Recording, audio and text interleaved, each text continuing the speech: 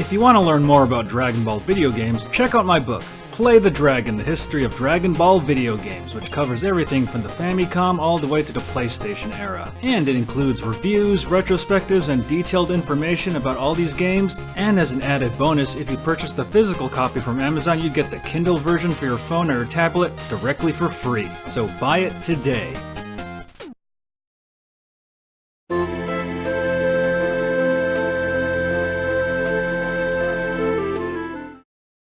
So once Serena rejoins your party, the Arborians give you the Calamus flute in order to summon Cetacea, your flying whale?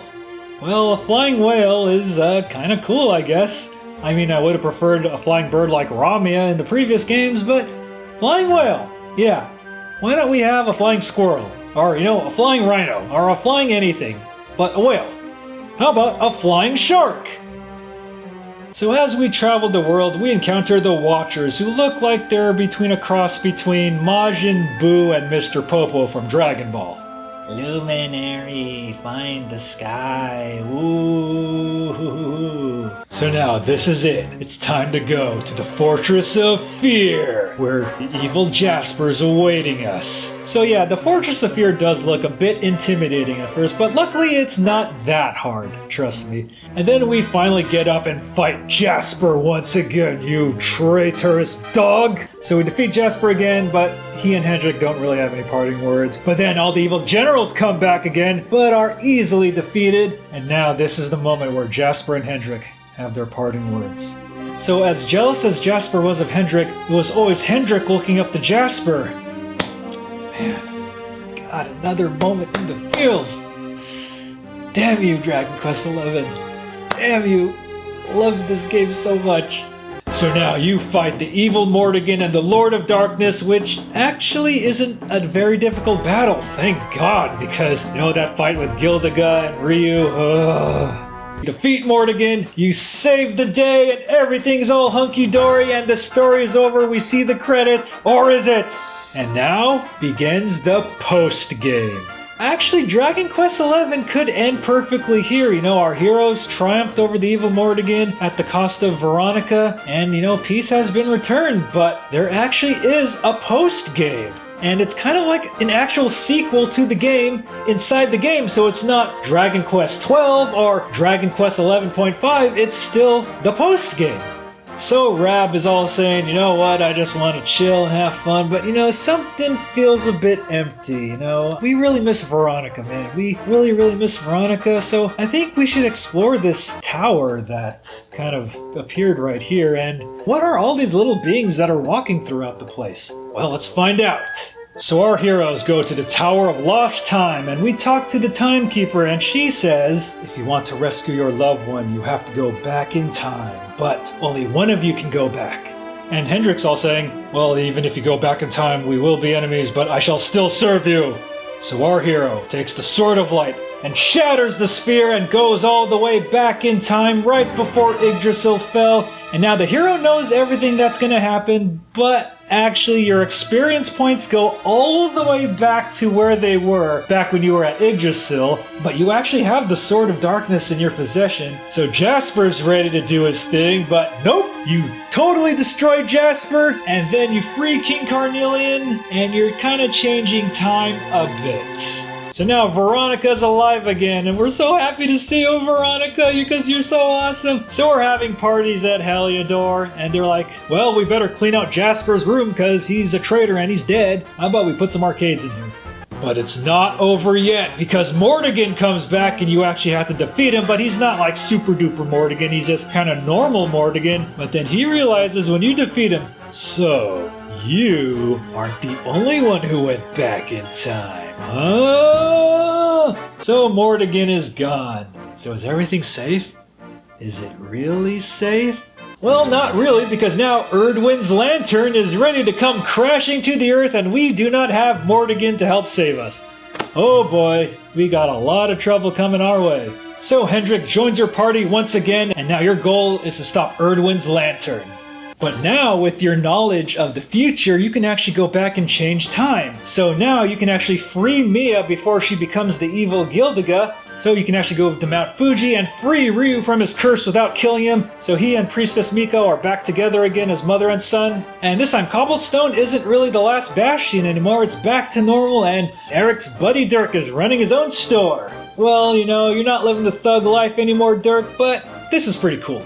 And of course you can go back to Octagonia, which is no longer a gambler's place, but back to its old fighting MMA grounds. But then the spider asshole comes back, taking over people. But this time Vince is here to help you, and he's fighting legit, yo.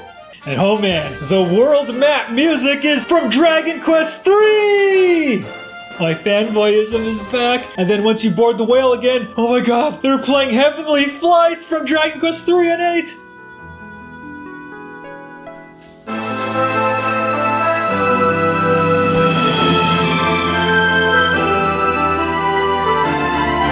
So now you do have the choice to actually fight the last boss, Kalasmos, early, but I recommend not doing it because Kalasmos is going to kick your ass really fucking hard. But instead, I do recommend you rebuild the Sword of Light again because now you have 2 Sword of Lights in this game. So now you got the Luminary dual wielding the Swords of Light, baby. So you find out that Erdwin, the previous Luminary, and his love Serenica and their pal Morkant were trying to fight Kalasmos back in the past, but then Morkant was tempted by the evil Kalasmos for more power. Then he became Mortigan. He killed his friend Erdwin. So Serenica tried to go back to the Tower of Lost Time in order to bring back Erdwin, but she failed and then she became the Timekeeper. Holy shit! Plot twist! And then you find out the Seer was actually Morkant! Holy crap! And so Morkant, as the Seer, is now telling you, yeah, you kind of let this evil Kalasmos kind of wreak havoc across the world again, and if you didn't fuck up time, I would have dealt with him for you. Well, considering how fucking hard Kalasmos is, yeah, you're right, dude. But you do have the choice to go back to the Seekers and go through Drunston's Trials, where you can actually get all of Drunston's armor for Hendrik, and he looks really cool like that, by the way. And so now, the final battle with Kalasmos, the true final boss of the postgame. And Kalasmos looks a lot like a fusion between Imperfect Cell and Jiren from Dragon Ball. So in order to beat Kalasmos, you have to use the Sword of Light as an item to get rid of his shield, but he's still going to be very fucking hard because, you know, he has his body and his arms, and then you can destroy his arms, but his arms come back. So I recommend really leveling up your heroes. Make sure the hero has Giga Slash so he can attack all the arms. So then once you defeat Kalasmos, peace is restored, you're back in Cobblestone ready to marry your childhood sweetheart Gemma, and you are now the hero of Heliodor! So you're accompanied by Serena and Veronica back to Yggdrasil to bring back the Sword of Light, but then you find out that Yggdrasil used to be one of the dragons. Holy crap! Plot twist! But the dragon ended up losing to Kalasmos, and Kalasmos was free to wreak havoc across the world. But then we do use the Sword of Light to restore the Timekeeper back to her form as Serenica. Then Serenica goes back in time to save Erdwin's life, creating another alternate timeline and shit. And then the dragon bestows the title of Erdrick upon the hero, the Luminary. So this game is actually linked to the first 3 Dragon Quests! Whoa, yeah! And then we have the amazing credit sequence that shows clips from all of the Dragon Quest games. Oh my god, the feels, man, the feels! So our story ends with this mother putting away a book and then telling her son to wake up. Kind of reminiscent of Dragon Quest III. Holy shit! This is the prequel to Dragon Quest III! How many times have I done this? I'll do it again. Whoa!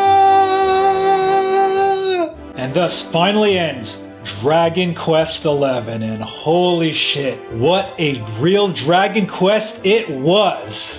So the Dragon Quest games are usually known for their more simple stories, not so much on the emotional heartbeats like the Final Fantasy stories and, Dragon Quest V, but holy shit, man, Dragon Quest XI really knows how to hit you in the heart so much, like so many emotional moments in this game. And I absolutely love all of the characters in this game. I mean, there's no real annoying character. I mean, all the characters have something to love about them. And even the hero, he doesn't say a word. Not at all, well, as a kid he does. But he's still a lovable hero because he's the hero and he's a kind-hearted hero that tries to save the day. Got the badass thief Eric, the charismatic Sylvando, Grandmaster Awesomeness Rab, the lovely Jade, the awesomely spunky Veronica, the lovely but kind Serena, and the noble badass Hendrik.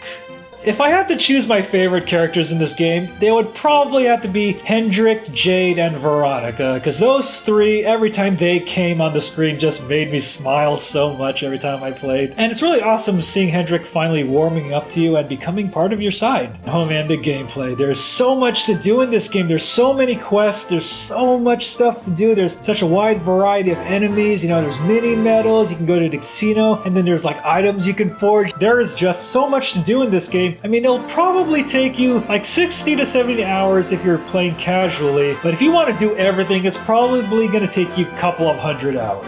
I mean, Yuji Horii is getting a bit up there in age, but damn, he really knows how to write a great story, and Akira Toriyama's artwork is top-notch as always, even though he does kind of reuse a couple of designs. And Koichi Sugiyama's music is top-notch as always, and definitely listen to the Symphonic Suite. It's worth it, trust me. And there are mods for the PC where you can actually listen to the Symphonic Suite instead of the regular music, even though the regular music is awesome on its own.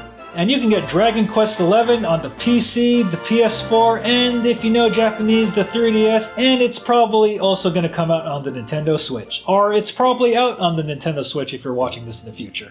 So that wraps up this feature film of awesome video game memories about Dragon Quest XI. And now I think it's time for me to go back home. Oh! Whoa, I'm back. I'm back in the real world. So, Your Highness, how did I do? Mr. Ryan, welcome back. Did I deliver a review worthy of the slimes?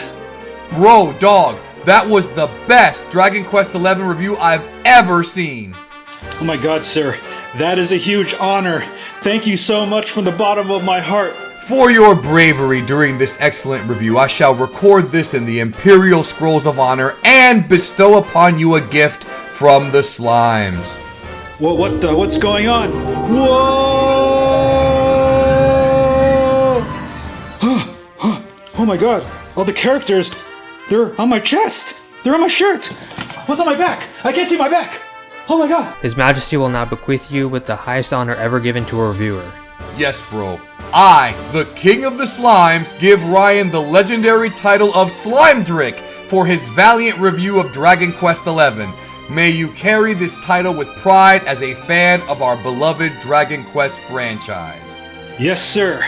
I shall now wear the title of Slimedrick with pride as a Dragon Quest fan. Wear it well, my friend.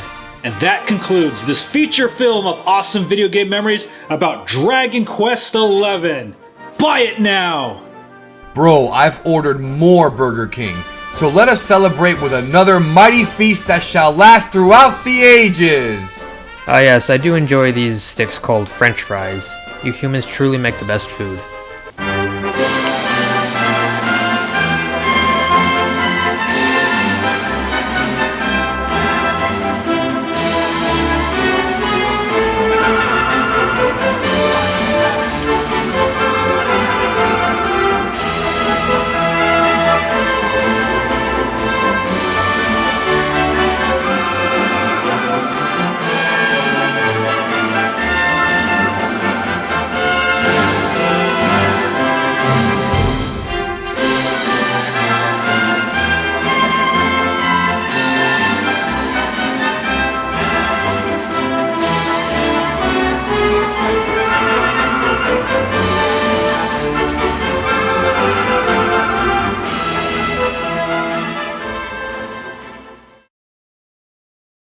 Hey everybody, Ryan here, and thanks for watching. And if you enjoyed this video, make sure to like, comment, and subscribe, especially subscribe, and make sure to click on that notification bell so you know when we release new videos, because YouTube probably won't tell you. And if you want to watch me play games live, you can watch me on twitch.tv/BattleGeekPlus. And if you have a Twitch Prime account, you can subscribe for emotes and a lot more awesome perks to support the show. And if you want to support the show, you can donate at patreon.com/Ryan Molina, because every dollar helps me bring you a better show. And make sure to follow me on Twitter at @RyanMolina and at BattleGeekPlus. And also make sure to check out the official BattleGeek Plus website at BattleGeekPlus.com. We got books, we got t-shirts. Make sure to check out our awesome popcorn-related t-shirts, our BattleGeek Plus t-shirts, and a lot more. And last but not least, make sure to check out these other videos while you're here. Thank you very much, and see you later.